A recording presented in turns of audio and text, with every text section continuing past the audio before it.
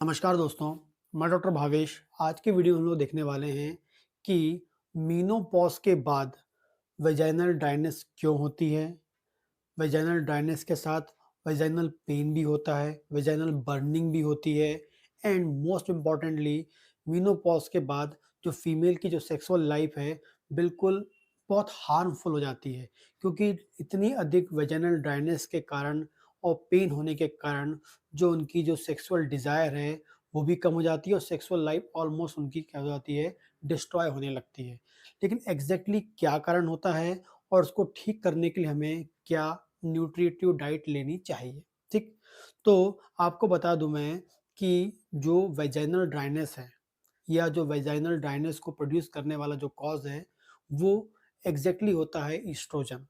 आपको नॉर्मली बता दूँ कि जब नॉर्मल लाइफ़ होती है या हम बोलेंगे जब पहली ब्लीडिंग आती है और जो लास्ट ब्लीडिंग होती है, इसके बीच में जो लाइफ़ होती है, इस दौरान वेजाइनल जो ड्राइनेस बिल्कुल नहीं होती है। वेजाइनल ड्राइनेस क्यों नहीं होती है? ऐसा क्या कारण होता है? क्योंकि इस दौरान जो है, वहाँ पर वेजाइना में एक स्पेसिफिक टाइप का बैक्टीरिया होता है। उस बैक्टीरिया का नाम होता है डोडरलाइन्स बैक्टीरिया। डोडरलाइन्स बैक्टीरिया एक ग्राम पॉजिटिव बैक्टीरियाज होते हैं जो फीमेल के वेजाइना में प्रेजेंट होते हैं और ये जो बैक्टीरिया होते हैं ये क्या करते हैं उस वेजाइना से एक स्पेसिफिक टाइप का कहना चाहिए एक डिस्चार्ज होता है जिसे हम बोलते हैं ग्लाइकोजन। तो वेजाइना में ग्लाइकोजन का डिस्चार्ज होता है और वहाँ पर बैक्टीरिया होता है कौन-सा आपका डोडालाइन बैक्टीरिया होता है। ये जो बैक्टीरिया है, जो ग्लाइकोजन निकल के आ रहा है, जो ग्लाइकोजन वहाँ पर आ रहा है, उस ग्लाइकोजन को कन्वर्ट करता है लैक्टिक एसिड में। लैक्टिक एसिड में और ये जो ग्लाइकोजन है, ये इम्पोर्टेंटली जो है निकल के कब आता है, जब एस्ट्रोजन का लेवल नॉर्मल होता है। फर्स्ट ब्लीडिंग से लेके लास्ट ब्लीडिंग तक जो एस्ट्रोजन है इसका लेवल नॉर्मल होता है। एक लेवल पे होता है एस्ट्रोजन जो म्यूकस की जो वेजाइना की जो मेम्ब्रेन है वहाँ से एक स्मॉल नंबर में थोड़ा-थोड़ा डिस्चार्ज को निकालने के लिए, सेक्रीट कराने के लिए नॉर्मल लाइफ में ग्लाइकोजन को निकालने के लिए रिस्पॉन्सिबल होता है। ठीक है? तो नॉर्मल लाइफ में ग्लाइकोजन निकल रहा है और इस ग्लाइकोजन पे डॉटरलाइन जो बैक्टीरिया है वहाँ प्रेज़ेंट होता है, वो क्या करता है इसको लैक्टिक एसिड में कन्वर्ट करता है और जैसे ही लैक्टिक एसिड में कन्वर्ट करता है, तो जो लैक्टिक एसिड होता है, वो क्या करता है वेजाइना के पीएच को मेंटेन करता है। क्या करता है? वेजाइना के पीएच को मेंटेन करता है और वेजाइना का जो पीएच होता है, वो एसिडिक होता है 4 से 5 पीएच। 4 से 5 का जो पीएच है, वो मेंटेन होता है क्योंकि वहाँ लैक्टिक एसिड बनता है। लैक्टिक एसिड क्यों बन रहा है? क्योंकि ईस्ट्रोजन के कारण क्या वहाँ पर क्या आ रहा है आपका ग्लाइकोजन आ रहा है। दूसरा ईस्ट्रोजन के कारण ही क्या हो रहा है वहाँ पर डोडालाइन बैक्टीरिया जो है वो ग्रो कर पा रहे हैं। ग्रो क्यों कर पा रहे हैं? क्योंकि नॉर्मली वहाँ पर क्या आ रहा है? ग्लाइकोजन आ रहा है। ग्लाइकोजन का यूज़ करते हैं और वो ग्रो करते हैं, लेकिन बदले में क्या बना देते हैं वो? लैक्टिक एसिड बनाते हैं और जो वहाँ की पीएच को मेंटेन करता है, बहुत इम्पोर्टेंट होता है वो, ठीक है? क्योंकि कंसीविंग के लिए बहुत ज़रूरी होता है ये वाला पीएच और ये लैक्टिक एसिड उस टाइम बनना चाहिए प्रॉपर, ठीक है? ताकि स्पर्म को कोई डैमेज ना कर सके।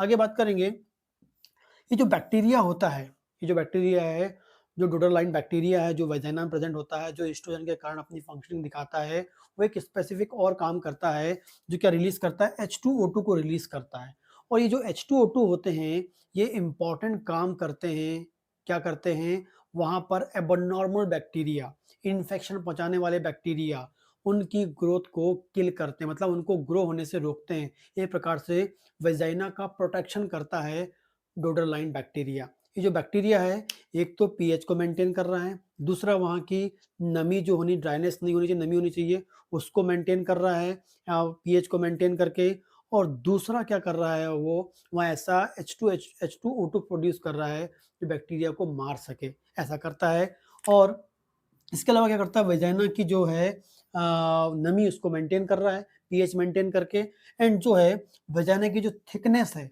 उसको भी मेंटेन कर रहा है। लेकिन इस सब को करने के लिए वन एंड ओनली क्या चाहिए होता है एस्ट्रोजन। एस्ट्रोजन अच्छा होगा तो बैक्टीरिया अच्छा होगा, ग्लाइकोजन अच्छा निकल के आएगा, ग्लाइकोजन अच्छा निकल के आएगा तो बैक्टीरिया ग्रो करके पीएच मेंटेन कर लेगा, ठीक है? इसके अलावा वो बैक्टीरिया से H2O2 निकलवाएगा, एब्नॉर्मल बैक्टीरिया को ग्रो करने से बचाएगा, इन्फेक्शन से बचा देगा, ठीक है। पीएच मेंटेन करके क्या करेगा वो, वेजाइना की जो ड्राइनेस है या जो नॉर्मल नमी है उसको मेंटेन करेगा, एंड साथ में वो क्या करेगा, थिकनेस को ही मेंटेन करता है। इतना इंपॉर्टेंट काम करता है एस्ट्रोजन। लेकिन जैसे ही मीनोपॉज होता है, जैसे ही मीनोपॉज आता है, ईस्ट्रोजन बिल्कुल खत्म हो जाता है, क्योंकि मीनोपॉज के दौरान क्या होता है, ईस्ट्रोजन निकालने वाली जो ओवरी होती हैं, राइट और लेफ्ट में जो होती हैं, वो क्या होने लगती हैं, श्रिंक होने लगती है, उसमें एट्रोफी होने लगती है, या वो नॉन फंक्शनिंग होने लगती हैं, क्योंकि उनका कार्यकाल उतना ही होता है, वो ऑटोमेटिकली नॉन फंक्शनिंग होने लगती हैं, और वो काम नहीं करेंगी तो ईस्ट्रोजन नहीं बनता है। जब ईस्ट्रोजन नहीं बनेगा तो जो वेजाइना की म्यूकोसा से ग्लाइकोजन निकलना चाहिए, वो ग्लाइकोजन निकल के नहीं आएगा। ग्लाइकोजन निकल के नहीं आएगा तो बैक्टीरिया उसका यूज़ नहीं कर पाएँगे। बैक्टीरिया यूज़ नहीं कर पाएँगे तो लैक्टिक एसिड नहीं बना पाएँगे। लैक्टिक एसिड नहीं बना पाएँगे तो वहाँ का पीएच कैसा हो जाएगा? एसिडिक नहीं रहेगा, वो बढ़ जाएगा, मतलब वो एल्कलाइन की ओर, क्षारीय की ओर जाने लगेगा।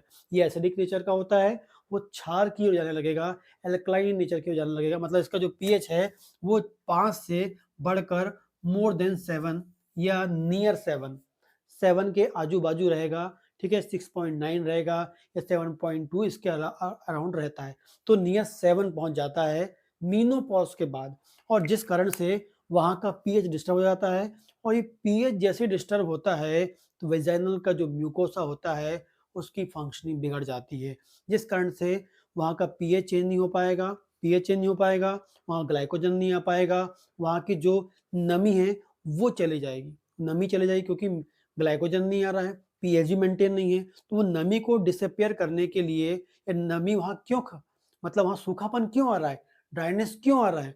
तो ड्राइनेस इसलिए आ रहा है क्योंकि एस्ट्रोजन नहीं है, एस्ट्रोजन नहीं है तो ग्लाइकोजन नहीं है, ग्लाइकोजन नहीं है तो वहाँ का पीएच मेंटेन नहीं होगा, वो एसिडिक पीएच नहीं होगा, जिस कारण से वजाइना की जो ड्राइनेस है, वो बिल्कुल खत्म हो जाती है, और वो ड्राइनेस मेंटेन नहीं हो पाती है, और साथ में क्या होता है, due to deficiency of estrogen, ठीक है, एग्जैक्टली मैंने बताया, जो ग्लाइकोजन है वो वेजाइनल म्यूकोसा से निकलता है, मतलब म्यूकोसा के इस फंक्शन को मेंटेन करता है। तो अब एस्ट्रोजन नहीं होगा तो म्यूकोसा काम नहीं करेगी, म्यूकोसा काम नहीं करा तो आपका ग्लाइकोजन नहीं आ रहा है, साथ में वो म्यूकोसा भी वर्क नहीं कर रही, इस कारण से जो वेजाइना की थिकनेस होती है वहाँ की म्यूकोसा की, वो पतली हो जाएगी, थिन हो जाएगी, जो थोड़े से फ्रिक्शन से, थोड़े से रगड़ के कारण क्या हो सकती है, उसमें इंजरी हो सकती है, जिस कारण से कई बार मेनोपॉज के बाद जो वुमन होती है, जो सेक्सुअली उनको पेन होता है, सेक्स के दौरान बर्निंग होती है, सेक्स करने के बाद भी उनको दर्द और पेन बना होता है, और कई बार जो उनकी पार्टनर्स होते हैं, वो इस चीज़ को अवॉइड करते हैं और सेक्स से दूर की ओर भागने लगते हैं, क्योंकि इतना सीवियर पेन एंड बर्निंग उनको वहाँ मिलती है due to dryness of mucous membrane of vagina. Vagina का जो म्यूकस मेम्ब्रेन वो कैसे हो गया है, ड्राई हो गया है। क्यों ड्राई हो गया? क्योंकि एस्ट्रोजन नहीं है, ग्लाइकोजन नहीं है, और वहाँ का जो पीएच है वो मेंटेन नहीं हो पा रहा है। अब ये तो प्रॉब्लम आ गई है मेनोपॉज़ के बाद, लेकिन इसको हम ठीक कैसे कर सकते हैं? तो वेजाइनल ड्राइनेस को ठीक करने के लिए आपको 2 इम्पोर्टेंट चीज़ बताता हूँ मैं आपको। पहले एक डाइट बताऊँगा और दूसरी एक होम्योपैथिक दवा मैं आपको बताऊँगा, जो आप लेते हैं उससे आपको लाभ होगा। तो पहला जो इम्पोर्टेंट चीज़ है, आपको यदि थायराइड नहीं है, तब आपको लेना है क्या? आपको लेना है वहाँ पर इम्पोर्टेंट चीज़ सोयाबीन के दाने। जो सोयाबीन के दाने होते हैं, वो 20 दाने को पानी में डुबो दीजिए, उसको फुला लीजिए, और फुलाने के बाद उसमें से क्या करना है, आपको छिलके उतार के खाना है। उस 20 दाने को उतार लीजिए, मतलब 20 दाने को फुलाइए, अंकुरित हो जाएँ, अंकुरित होने के बाद क्या होता है, उसके छिलके उतार के 20 दाने रोज़ाना खाइए। ये जो दाने अंकुरित करके आप खा रहे हैं, इस सोयाबीन के दानों में नेचुरली रिसर्च में बताया गया, इसमें एस्ट्रोजन होता है, नेचुरल एस्ट्रोजन होता है। तो जब एस्ट्रोजन का लेवल बढ़ेगा, तो ऑटोमेटिकली वो क्या करेगा, आपकी म्यूकोसा से, वजाइना की म्यूकोसा से ग्लाइकोजन को रिलीज़ करवाएगा, वहाँ के पीएच को मेंटेन करवाएगा, रोडोलाइन बैक्टीरिया की एक्टिविटी को इम्प्रूव करेगा, और पीएच मेंटेन होगा, ड्राइनेस खत्म हो जाएगी, और ऑटोमेटिकली जो आपकी सेक्सुअल लाइफ है वो भी कैसे हो जाएगी, आपकी इम्प्रूव हो जाएगी। पहली इंपॉर्टेंट चीज़ ये करनी है। सेकंड आपको करना है, वेरी वेरी इंपॉर्टेंट चीज़ करना है आपको, सेलिसिया नाम का एक ड्रग आता है, सेलिसिया या साइलिसिया हम बोलते हैं, जिसकी आपको 6x पावर लेनी है। 6x पावर लेनी है, जो एग्ज़ैक्टली ऐज के अनुसार जो हमारी बॉडी में सेनाइल चेंजेस बोलते हैं, ऐज के अनुसार जो बदलाव आते हैं बॉडी के अंदर, उसमें आपका ये भी एक चीज़ होती है फीमेल में, जो एज के अकॉर्डिंग मेनोपॉज़ आता है और ये बदलाव मिलता है और कई लोगों में बहुत सीवियर ड्राइनेस मिलती है।